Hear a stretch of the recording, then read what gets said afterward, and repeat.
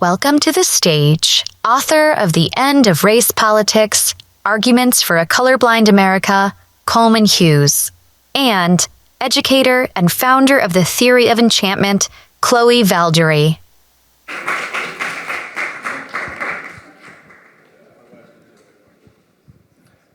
Hello, hello.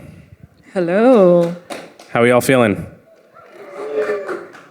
So it's great to see all of you here. It's great to be here with Valdary, my friend who I've known for years.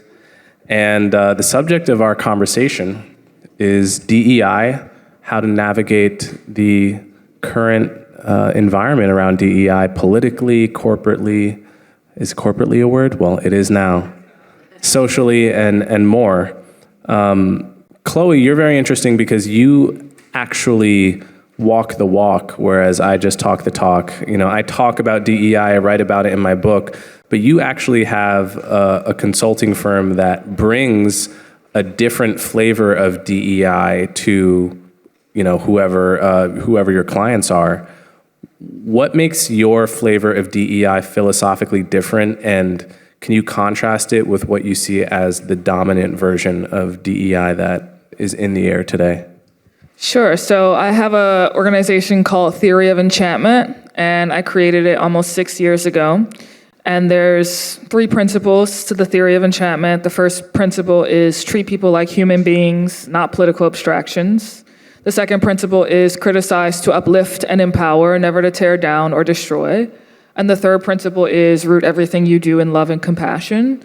And I would say that a lot of mainstream DEI violates that first principle. Treat people like human beings, not political abstractions. And what do I mean by a political abstraction? I mean a symbol, right? So when I see you, if the first thing that I relate to you as or designate you with is, oh, this is a black man.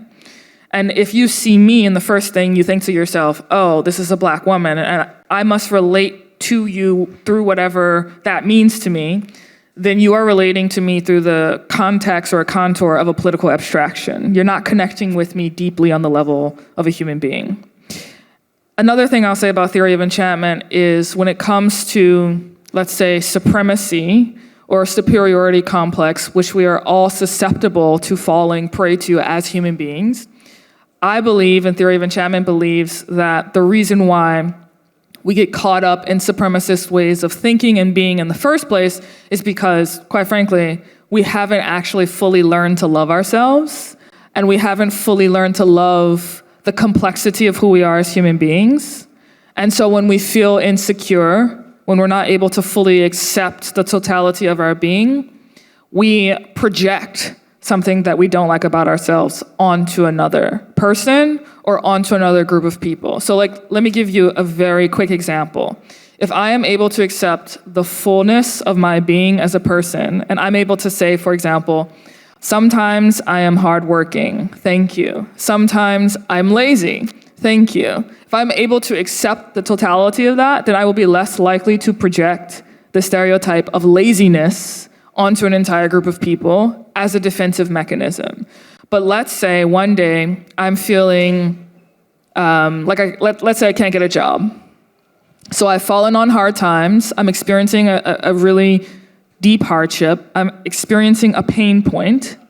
I don't know where to put my pain. It's very uncomfortable on the level of my autonomic nervous system. And I don't know how to cope with that. And I notice people around me who look differently from me have a job, and they belong to a different culture, they might belong to a different faith tradition. All of a sudden, I'm looking at these people with a level of condescension and a level of snarkiness and that superiority complex. Why? Because I experienced pain, didn't know what to do with my pain, then projected that pain outward. And now I've gone from sometimes I am hardworking, thank you, sometimes I am lazy, thank you, to all the people who look like me are hardworking, and all the people who don't are lazy. And it's a coping mechanism to deal with a pain point. So a Theory of Enchantment, we teach people like how to relate to themselves in this deeper way, and we teach it in community, so in organizations, in schools, so on and so forth. So then they're able to relate to themselves and the outer world in a much more holistic way. So that philosophy of DEI seems really healthy to me. I think people in the room would probably agree. Oh, thank you. Cheers. But the same term DEI has become a huge subject of political debate, in particular over the past, I would say, 2 years. I don't know if you all are on Twitter, you watch the news. I've talked to some people here and said we're doing a thing about DEI and the possibility of a post-DEI world, and some people looked at me like I was speaking a different language. But this has become a huge subject, a politicized subject. On the right, there are activists, people like Chris Rufo, Robbie Starbuck, who have pushed a very successful campaign against DEI, not only in colleges and universities, but actually in corporations as well. After October 7th, DEI has suffered a lot. And I think it's worth explaining a little bit of what that is to contrast it with your version of DEI, which seems just grounded in the wisest and most pro-social principles that we have.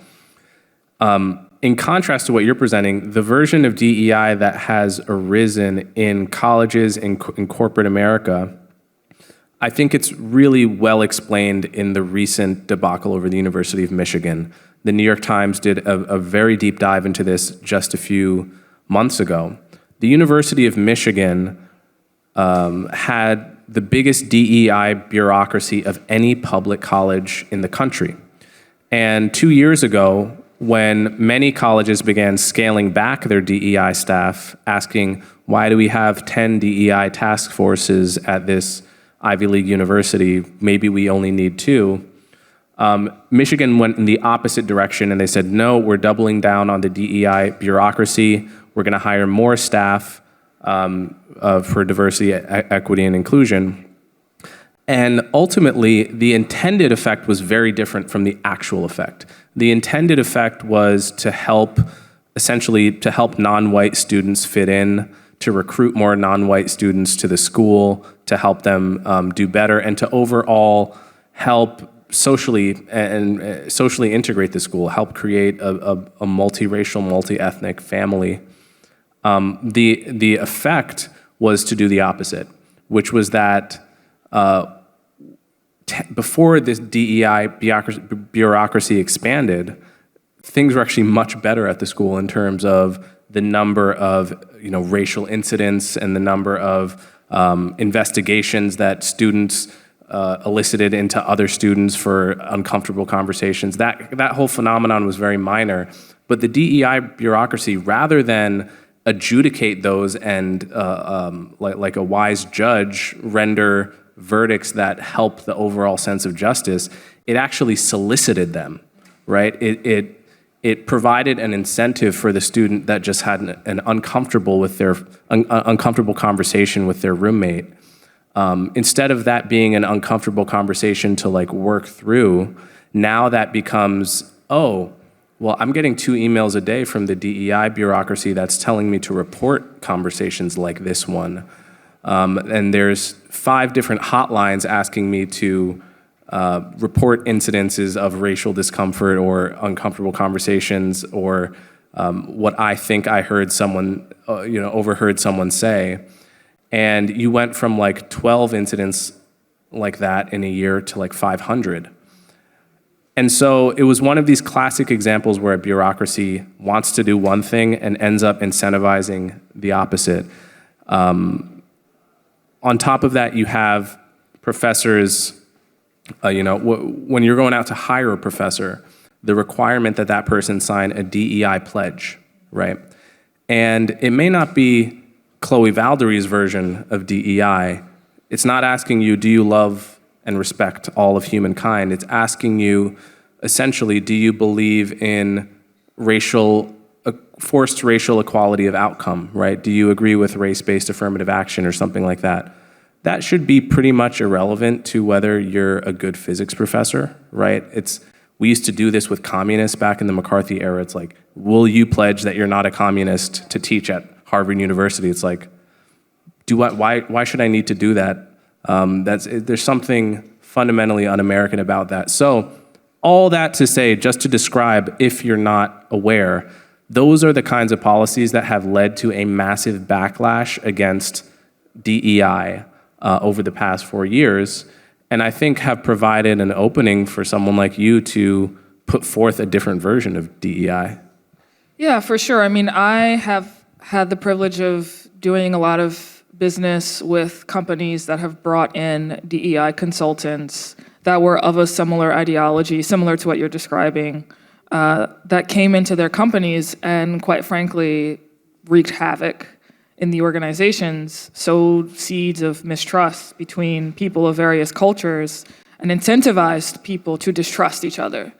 I'm sure you've heard and read of stories where a DEI consultant comes in. I was reading this, I think it was Coca-Cola that did this. A DEI consultant came in and, walked everyone through a breathwork practice, but then told all the white people in the room to hold their breaths for a little bit longer so that they could feel the pain.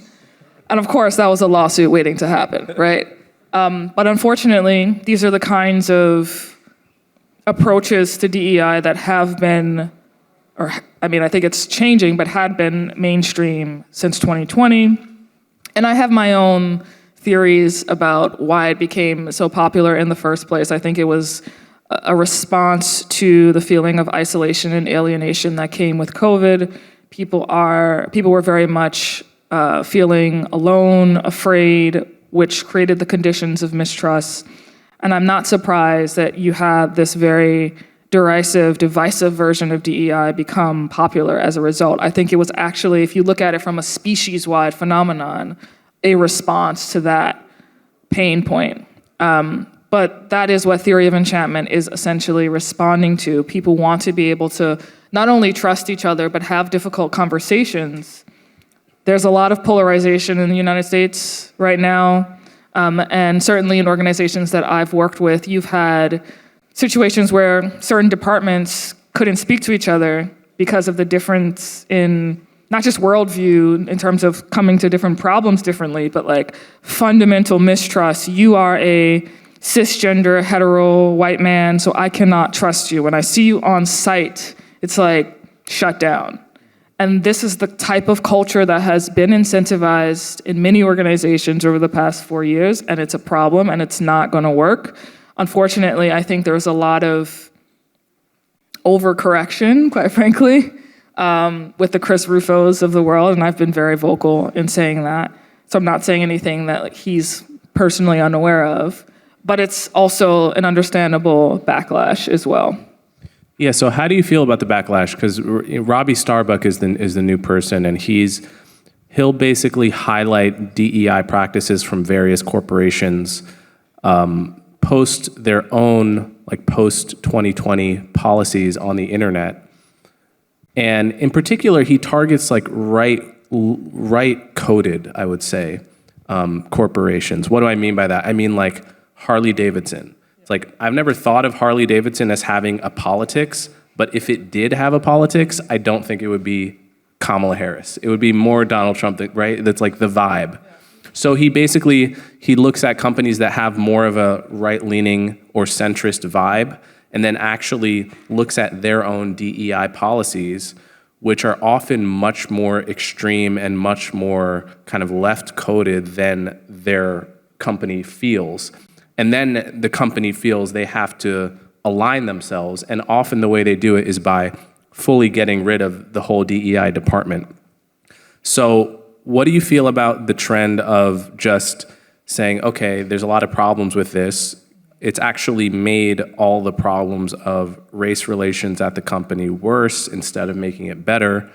We are paying for people to solve a problem that it seems like, in effect, they're exacerbating. Let's just cut it all the way out. We don't need a DEI department. How do you feel about that trend? I think it really depends upon the company and its objectives and its mission. I will say that in the case of this company that you're referring to, it's very possible that that was a good step in rectifying some of their issues. However, if employees are coming to work every day still with a low-level distrust that they have between each other because of that backlash and or other issues, then it doesn't solve the problem. It simply puts a Band-Aid on the problem. And if that level of distrust festers and is allowed to take root in the organization where, again, departments aren't actually communicating with each other and being transparent, that is going to seep into how effective or ineffective they're able to work. And I don't know this person's intent in calling all of these things out. If his intent is to troll, more or less, and maybe it's not, but if it is, then again, it doesn't actually solve the problem. Right.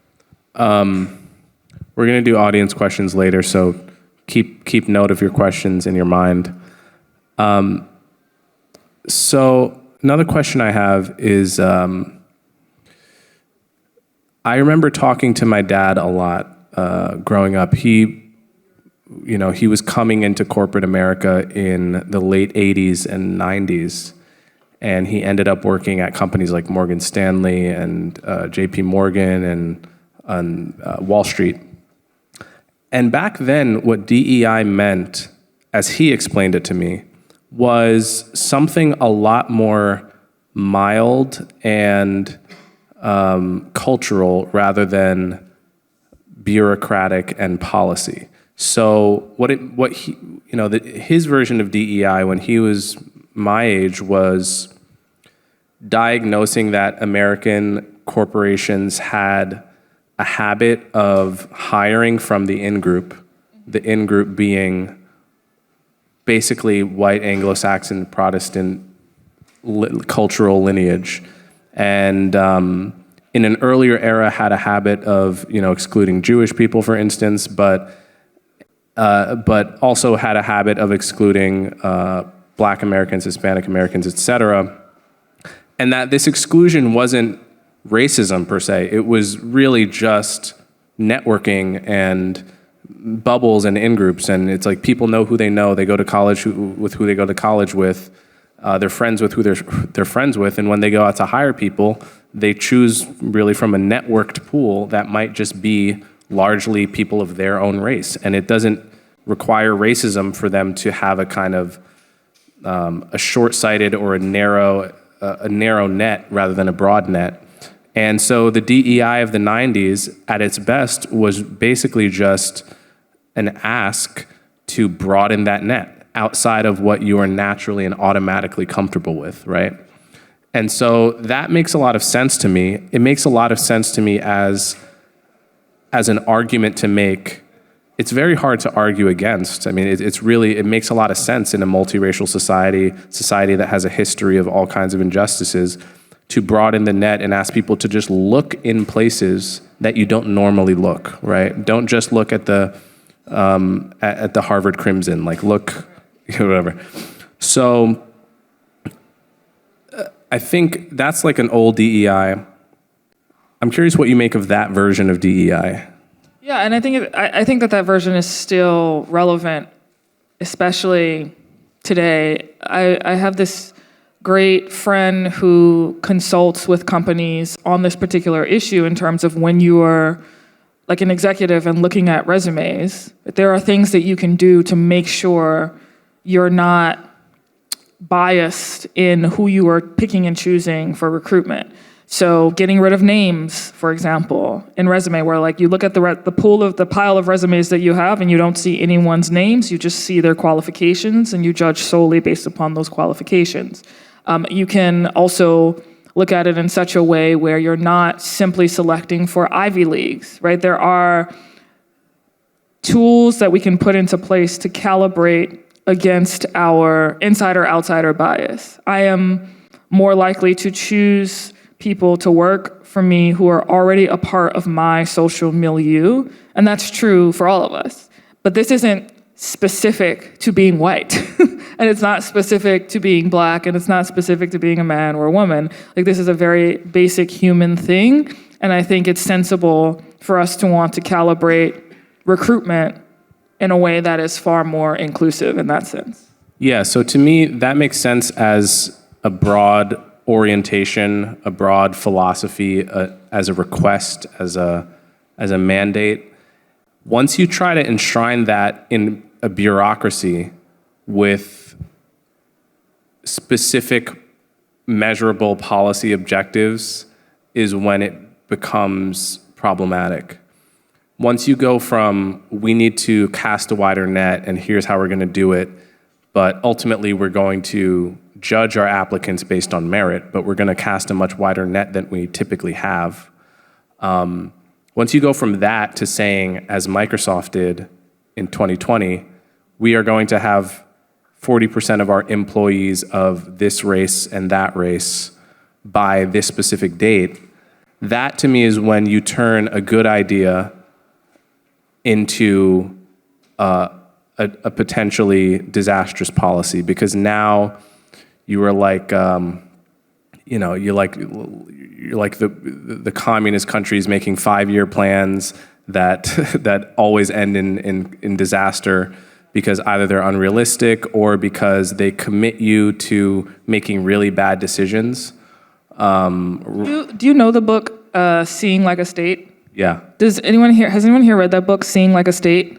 Okay, highly recommend. This was written by like a anarchist professor at Yale that observed that oftentimes when countries or companies see like a state, their policies are basically very cookie cutter in the way that the policy at Microsoft was. They simply see things as this very rigid, scientific grid-like thing. And it's like, oh, all we need to do is get 40% of this pool of people and 60% of that pool of people. And it's a very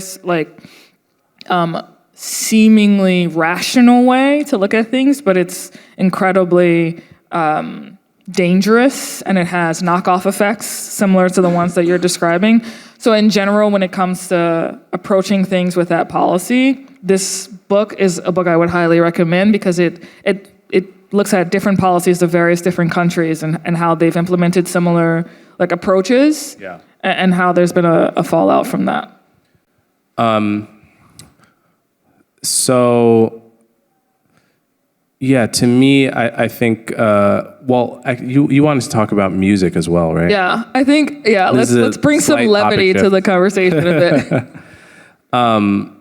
What role do you think music could play in DEI, or how do you see that? So this is probably my favorite topic.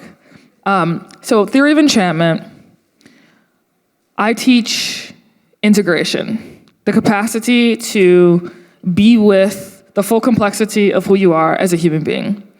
And I think that there is no greater modality that can teach that beyond music, because music is all about bringing harmony to our own beings.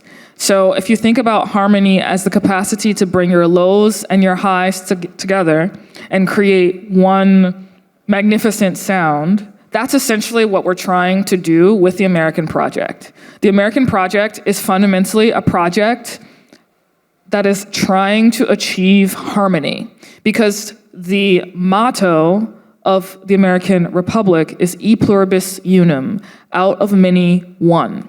That is fundamentally a project, again, aiming for integration. And I said earlier that the superiority complex comes when we aren't able to fully accept the totality of our being, and then we project the things that we don't like about ourselves out onto others. And we see our inner mystery, our inner darkness as fundamentally bad. And I would argue that there's actually a lot of legacy in the West that has produced that mentality.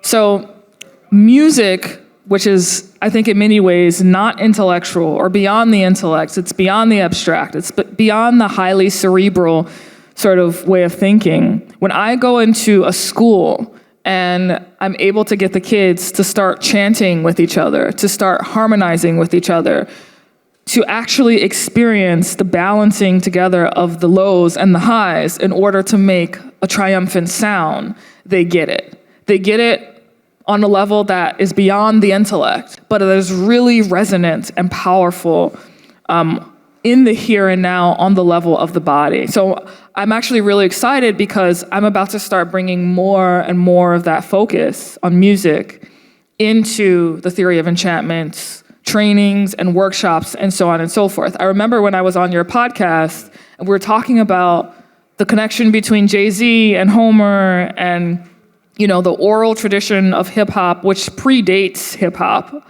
arguably. And, you know, there have been many traditions and many cultures in Africa, in the global South, but also in Europe that have this tradition of chanting and poetry and being musical and using music as a way to bridge divides. And that's what I want to do and what I want to center. So I'm really excited to be bringing that more profoundly into the Theory of Enchantment coursework, like it's already there. If you were to enroll in our online course, you would listen to music and you would, you know, explore, for example, how the song In the Blood by John Mayer is this really beautiful contemplation on parental baggage and how that impacts us as human beings. But I'm going to be honing in on that even more, and I'm super excited about it. And if anyone's going to be dancing tonight at the DJ's booth, I will be there right along with you. Okay, so I'll ask one more question before maybe we can do the rest as Q&A.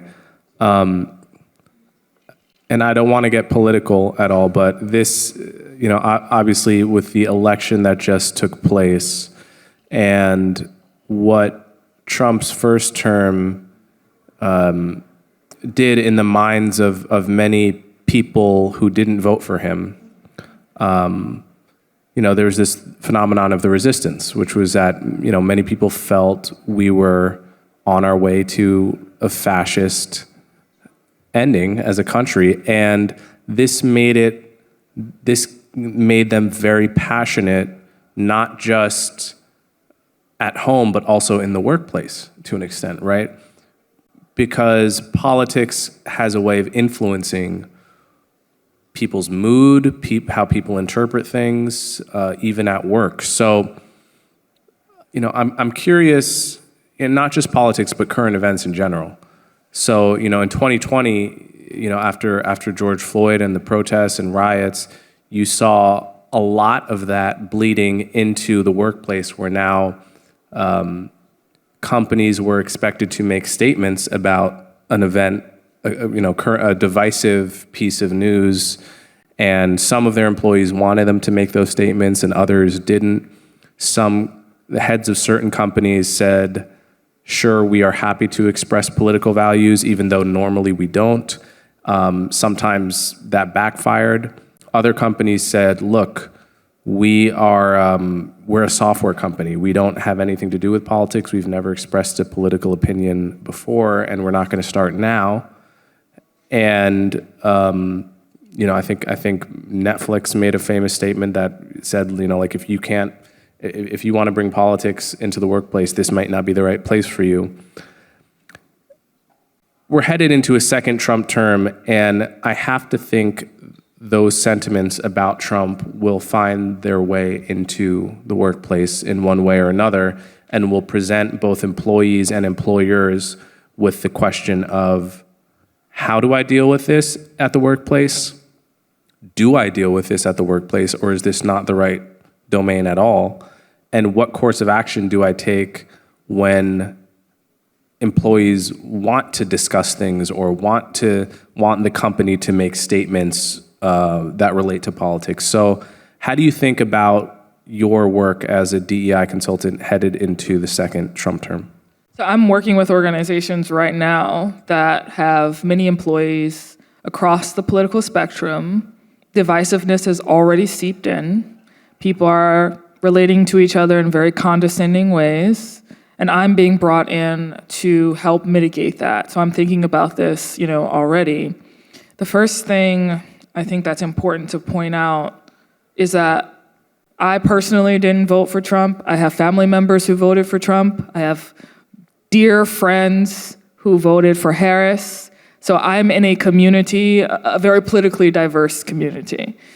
And my job is not to tell people what to think. My job is not to, you know, tell people this policy is correct or that policy is correct. My job is actually to help people come back to the present moment.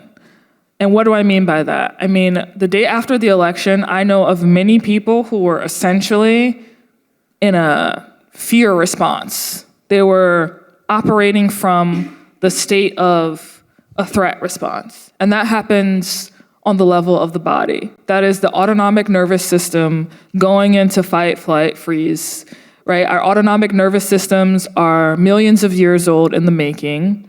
Much of it is automatic, subconscious, i.e. outside of our control. So my job and the broader, philosophy, goal of the theory of enchantment being to learn how to love ourselves and to love each other, my job is to actually help people come back to the present moment.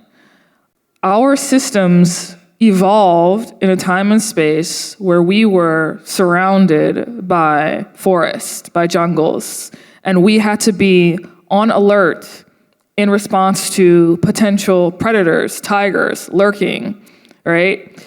And what's often happening today is when we see political news that brings us into that fight or flight response, we're literally thinking to ourselves, there's a tiger right around the corner about to eat us. We literally feel it on that level. And so a lot of the practices that I do with employees and different people in different organizations is to give them practices that help bring them back to the present moment. Is there a tiger lurking if you're gonna have a difficult conversation with someone about politics? No. It's gonna be difficult. It's gonna be challenging. That's okay. Learn how to track what's happening in your system, right? So I've had many different conversations with folks who I disagree with politically where I will feel my system going into freeze and where I will want to disassociate and totally leave the conversation, or I will feel my system going into fight. What is happening is I am not in the present moment with that person who I'm in a political dispute with. I'm not actually listening to them. I am projecting into the future about something that could possibly happen, or I'm thinking about something in the past that did happen. That is what I am reacting to. So the practice, generally speaking, is actually to name that. This is what is going on for me right now. And I want to be honest and transparent with you about that because I want to build trust with you. You're my colleague, you're my friend, you're my family member, right? I actually want to have a trusting, loving relationship with you. And in order to do that, I have to be honest with what's happening. But that's very hard because it requires me to be vulnerable. It requires me to be open, lower my defenses, and say, this is who I am, which goes back to that thing that I said earlier, being able to fully accept yourself and the totality of your being, including when your autonomic nervous system is going into a state. So that's really the focus that I bring to the table when it comes to these political disputes, and it's going to increase. Like the polarization was already at a low level hum, and my prediction is that it's going to increase. And so we need to be able to have practices that calm down our nervous systems, come back to the present, and then be able to respond from that place. All right, so let's do some Q&A. I think I have to sacrifice the mic.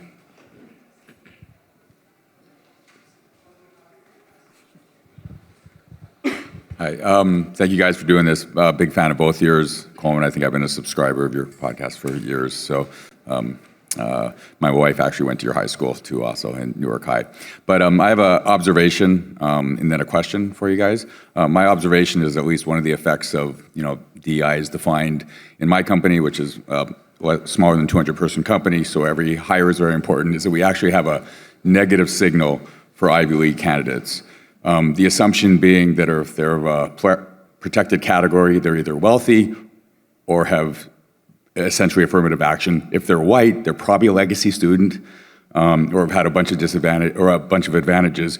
Whereas a similar candidate from a state school, maybe has done a tour of duty in the military, maybe had to work through state school, has a chip on their shoulder, is generally going to, of whatever political class, is going to be a better candidate. So that's actually just one observation in our company. We kind of put Ivy League resumes on the bottom now, as opposed to someone who might have that regardless of like race or color. So that's just an observation. So I don't know if you've seen that in the other companies you've done. And then the question is, how good is diversity? You'll have to define diversity, the one we've been talking about, or different diversity for an organization. To take like the Marines as an extreme, like regardless of your race, your color, they're gonna break you down, you're gonna think like a Marine, you're going to die for the person beside you, which is very good for organizational cohesion, in theory, right? And a hierarchical versus, the other argument is like you don't want groupthink, you want people to bring different perspectives. And in your observation, and I go back and forth between it, because you really do want people who like to work with each other, will go that extra mile for their work colleague, but you also want to avoid groupthink. So do you have a perspective on whether diversity is actually good for a company or not, however you define it? Well, if you're building a product or a service, by definition, you are bringing together a myriad of different parts in order to create a coherent thing. So diversity is implicit in the building of the thing that you're trying to build as a business owner. So I think the Marines is a slightly different. It is a slightly different thing. It's a different objective. It's a different goal. But if you're building a company, then the product and service that you're trying to cultivate requires the coming together of different pieces in order to make a whole. And so that is diversity by definition, and it also, built into that framework, you must be averse to groupthink on some level. So it's not even, they're not dissonant. They balance each other out, and they're, in my mind, of the same category, so to speak. I don't know if I agree. This is what you came for. Seems to me it totally depends on the company and the product you're selling. What I can tell you is that every Japanese company is 100% Japanese, and I still buy their stuff. It's the most undiverse companies in the world, and for other reasons, they make a very good product, and they may even run those companies not too dissimilarly from the kind of ethic of the Marines, though, a lot less violence and physical exertion involved at Toshiba. But I can see that there would be other products where your market is so racially and culturally diverse that you constantly need to be thinking in terms of what the full reality of your market wants, right? Like, if you run a clothing brand, I think you have to be thinking about what is cool among every particular culture and place in the country, and you want to be in touch with that, and it actually benefits your bottom line to be casting a very wide net, racially, culturally, ethnically, gender, etc. I don't think every company is like that, because not every product is that sensitive to cultural differences. As to your first question, which remind me, about preferentially hiring non-Ivy League. Yeah, I won't take offense to it. But thank you. Look, if you look at the colleges that Fortune 500 CEOs went to, you will find extremely few Ivy League universities up there. Like, you just Google it, after. Like the top 10, I remember when I saw this list, I was like, I don't know if there's actually a single Ivy League university on there among Fortune 500 CEOs of the top 10. I'm exaggerating slightly, but not by that much. And so that tells you, first of all, that there's enormous managerial talent out there that does not make it to the Ivy Leagues, or for whatever reason chooses not to go. And I remember in the discovery for Harvard's affirmative action lawsuit, which led to the Supreme Court decision, I guess last year it was. In the discovery, we found out, and journalists and the public were somewhat surprised, the number of white Harvard admits that were legacy students was as high as it was. I mean, we all knew it was high, but we didn't know that it was 40%. If you combine legacy students plus students of professors plus students on the rowing team, et cetera. So meritocracy, not just because of race-based affirmative action, but also because of long-standing anti-meritocratic practices. The Ivy League is not necessarily the best and brightest, and it's certainly not the people an employer might want, right? You kind of want a kid that's really smart but has a chip on his shoulder and is willing to work and doesn't think that his own farts smell like eucalyptus,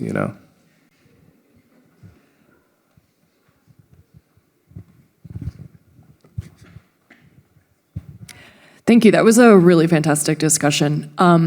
One thing that I've noticed, both proponents and opponents of traditional DEI programs really heavily focus on race, ethnicity, and gender and sexual orientation. There is not a lot of focus, maybe because it means you're going to have to make real accommodations for in the workplace people who are older and people with disabilities. And I actually once went to the head of I work in advertising, went to the head of a DEI group at a party at Cannes Lions, and I said, you know what, I just met someone really interesting who's in the disability inclusion space. Maybe you want to talk to them about making some part of your mission for people with disabilities. And he said, no, we're not interested in that. And this was someone who was talking a big game about, race and ethnicity and whatever, but they wanted nothing to do with people with disabilities. And the reality is that when you're talking about the fact that older workers, especially older women, are effectively exiled from the workforce once they hit a certain age, there's a huge number of people with disabilities who are unemployed. These are people who actually really need inclusion practices. And I'm curious to hear both of your takes on where you think that stands in terms of actual need and where that fits into what you would call a post-DEI world. So I'll just say that my friend and housemate just discovered that she might have MS, and it's been a really interesting experience just going through the ebb and flows with her in hospitals, coming out of the hospitals, trying to navigate the healthcare system and the conversation around disabilities. She actually works for a nonprofit that is focused on getting people who have disabilities access in the dance world. And now that she's been confronted with this experience, she is realizing all of the ways in which people with disabilities, herself included, are not actually receiving care. I think it's a part of the larger conversation of DEI. I don't think it's, DEI, post-DEI. I don't know what that means, quite frankly. Again, I think the United States of America is, by definition, a diversity project because of its motto, out of many one, e pluribus unum. So I'll just say I think we have a long way to go, and I did not fully have access to what that meant with regards to people who have disabilities prior to my roommate having this experience, and now I am much more aware, now I'm much more attentive to it. I think it's also a question of proximity. I wasn't really thinking about it until I experienced it personally in my own life. And so part of the challenge is, I think, exposing people to the fact that this matters in the first place. And I could think to myself, oh, doesn't this suck? It requires exposure in order for people to actually be made that we need to raise awareness about this in the first place. But I think that, unfortunately, is part of the human condition, and I, again, wasn't aware that it was such an important thing until I had this personal experience. The one thing I'll say about that is many people have observed DEI is a kind of virtue signaling on the cheap for many people, which means, for example, if you are an entrepreneur or a manager, and ultimately what you care about is your bottom line, both individually and as a company, and someone offers you the following deal, which is that if you say that you have white privilege, and I'll tell you all the right words to say and the kind of, read Robin DiAngelo, and you don't actually have to sacrifice any of your personal or company income, you get the stamp of being a good one. You're one of the good ones. That's actually a pretty good deal for a lot of people in the top 1 or 5% because it doesn't require any sacrifice. It's a politics that preserves wealth completely because the terrain of battle is totally unrelated to your bottom line. It's not a Marxist politics that asks you to actually support like super high taxes or whatever. I'm not saying that's a good policy, but the point is when you get into the conversation about like disability and age, I think those kinds of people, what they see is, okay, this is potentially something that could affect my bottom line and I am no longer interested. So I think it's important to call out BS virtue signaling for what it is, because by doing that, it allows you to see like, what are the ways that if we want to be inclusive, like, and that sometimes requires certain sacrifices, like we have to be honest about that rather than just focusing on all of these moral virtue purchased on the cheap kind of scenarios and patting ourselves on the back.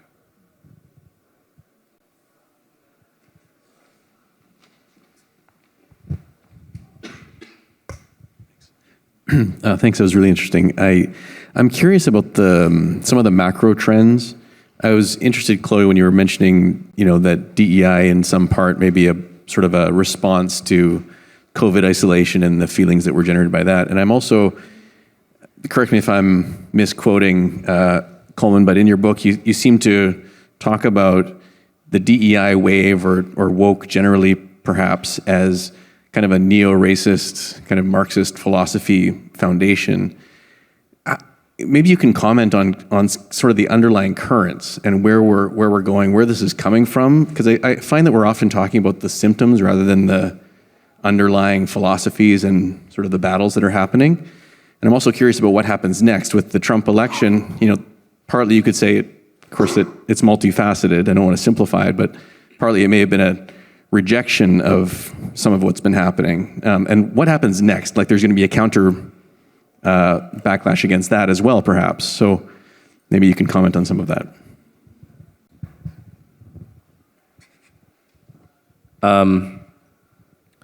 Without going too long, I think DEI, the philosophy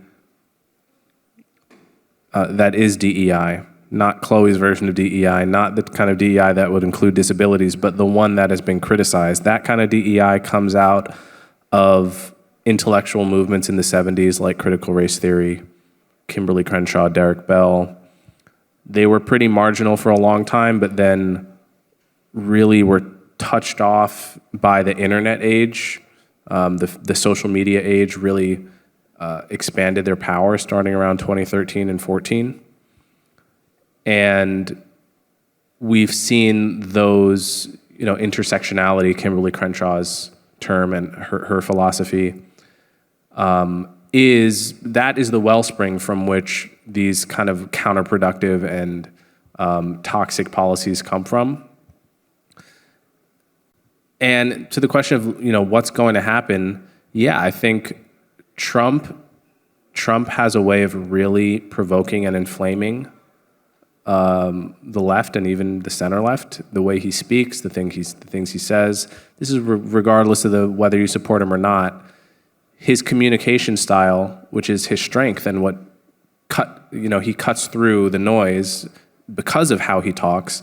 It also, at the same time, provokes half of the country much more than any other Republican president or figure really in my lifetime. I think we can expect a backlash and a receding into these kind of ideas again, possibly. But ultimately, I think the center has to hold. The moderates of each party have to tame the extremes in their own party, and we have to we have to hope that sanity can win the day.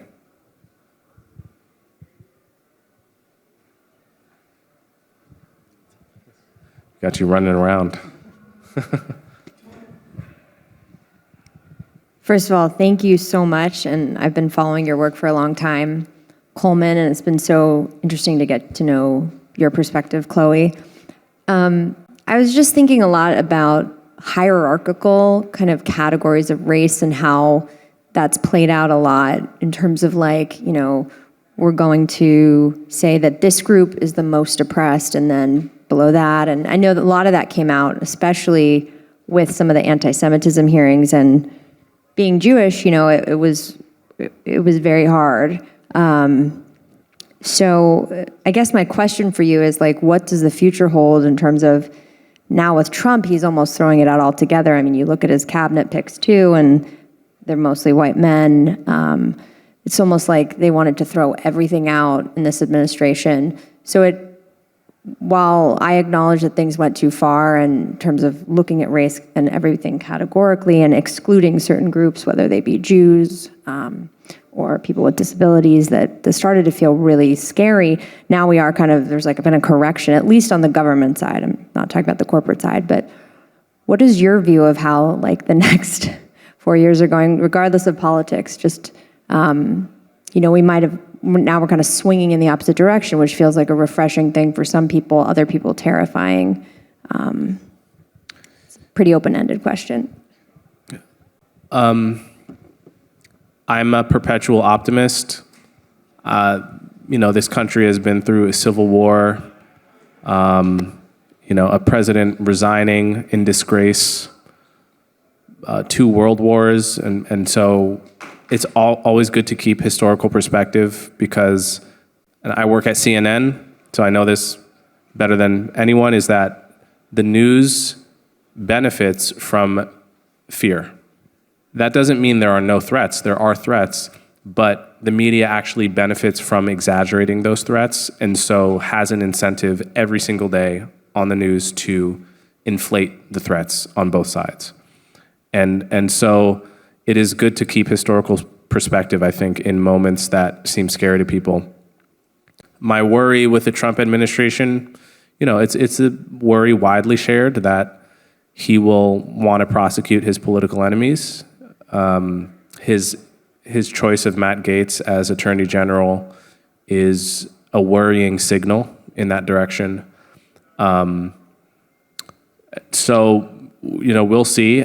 Luckily, we have the American system of government is very well prepared for people who try to take advantage of the system, which is why Trump wasn't able to stay in power in 2020. The system of checks and balances is alive and well. It was Republican judges and Republican legislatures that denied him as a sitting president the opportunity and the chance to essentially steal an election. And so in many ways, the framers of the Constitution were precisely predicting someone who would try to expand their power and break the rules and so forth. And so I think it's important to keep that in perspective. As for the race issue, I think this is one of the areas where people, Trump's opponents, have really gotten his appeal wrong. Let's not forget Trump himself. No one will ever agree with, we'll never be able to agree whether he's a racist or not. If you think he is, that's fine. If you think he's not, that's fine. What is Trump's appeal to the people who voted for him? How does one explain the fact that he's gotten the highest share of the vote among Hispanics, among African Americans, than any Republican president for the past 50 years, right? And each time he's run 3 times, each time he's gotten a higher share of those demographics than the last. It's clear that the population at large either does not see his appeal as rooted fundamentally in racism, or has a very different definition of racism than the elites and the people that talk at CNN, right? Otherwise, it's impossible to explain why his vote share with voters of color just keeps going up. So I think it's important to realize that, you know, Trump is not in power because there was a sudden surge of white supremacy. You know, you had counties that voted for Obama twice that flipped to Trump in 2016, right? So there's something else going on, and I think part of the failure of the Democratic Party in opposing Trump, the failure to oppose him more effectively has been rooted in this misdiagnosis because Trump, because he talks so often and sounds like a fascist sometimes, and says things like, we're poisoning the blood of this country, which is like, you know, straight out of Mein Kampf. They have misdiagnosed his appeal to voters as rooted in racism when actually it's rooted in other much more understandable and less evil grievances, frankly. I'll just say one thing to your question, which is we don't actually know what's going to happen. And there's no way to know, right? And that's really scary. And I think part of the practice is checking in when we feel fear. To go back to what I said earlier, right? Like, is there a tiger present right now trying to eat me? Or is something else happening in this moment in time? There's no way that we can fully predict the future. And when we have tried to, we're not actually able to make peace with the inner mystery of our being, and the inner darkness of our being, right? Mystery and darkness, synonyms. And so on an individual level and on a communal level, the practice is actually to get in right relationship with that mystery and with that darkness, which each of us contains, so that we can be in the present moment with each other and respond from that sense of presence. And I think that's really, really important to re-emphasize, because we, myself included, want to grasp to this sure, guaranteed thing that's definitely going to happen in the future, but the only thing that is present is now. I have a watch on, and instead of saying 1, 2, 3, 4, 5, 6, 7, 8, 9, 10, 11, 12, it just says now. Yeah, I asked her what time we were going on, how much time we had left, and I was like, that's very unhelpful, actually. It's time to end. We got time for one more. Soon to be now. One more question?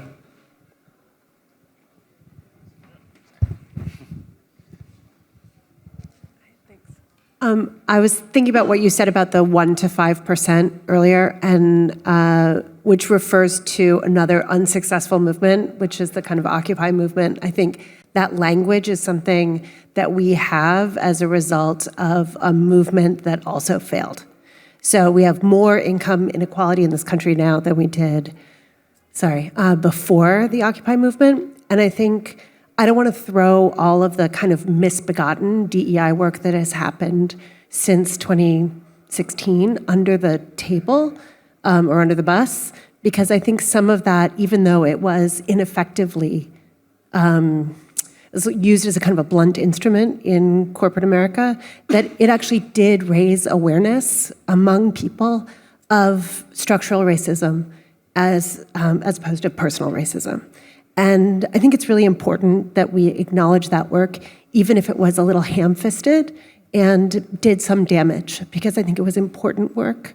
And I think that we will see the effects of that downstream. And I just wonder if it's something that you who are working in this field now can acknowledge.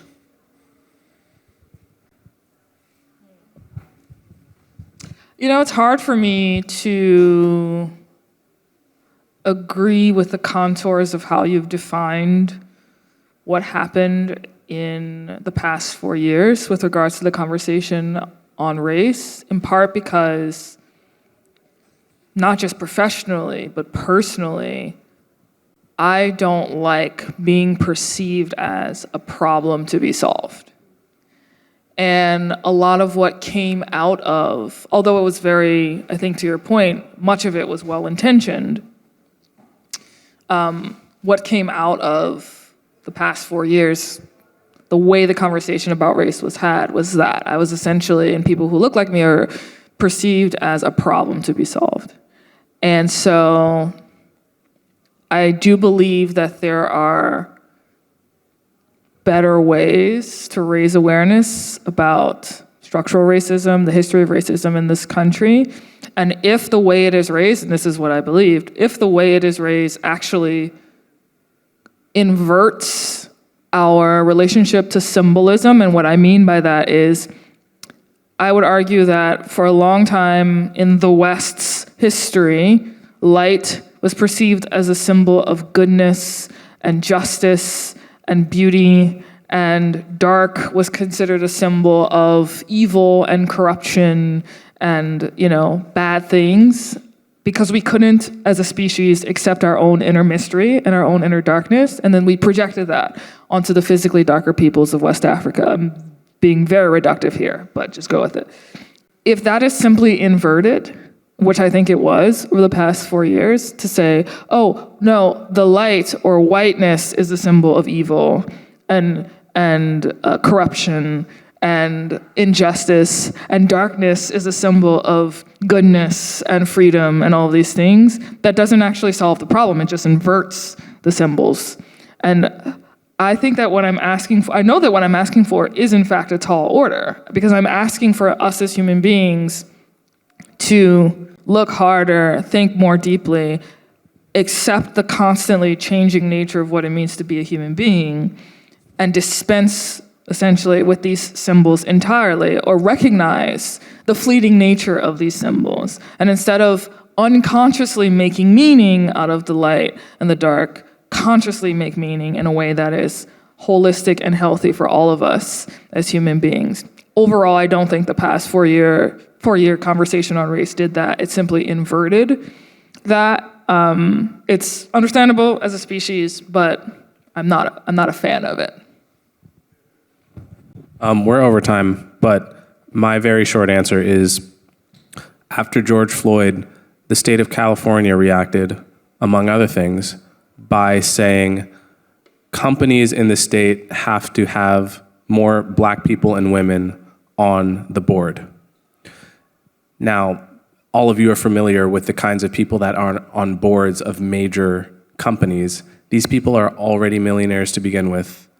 I thought to myself, what does this have to do with preventing the next George Floyd? Having people that are already millionaires now are going to be on the board of your publicly traded company.